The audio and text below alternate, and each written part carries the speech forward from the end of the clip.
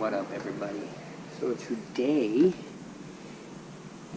just got in my LeoVince muffler. I'm gonna put on my 2023 Aprilia RSV4. Right now, stock, as you can see. Today, getting the upgrade to LV10 carbon fiber. Pretty stoked about this. So we'll do a what it sounds like before I put the muffler on with the stock muffler, and then what it sounds like with the new muffler. Let's see what this is like stock. We'll fire it up.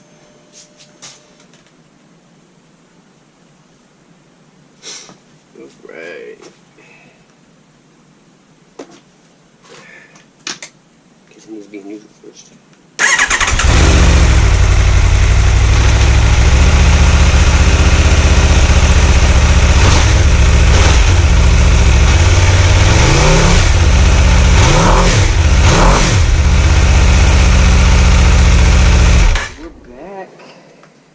LV is installed, the LV10 carbon fiber.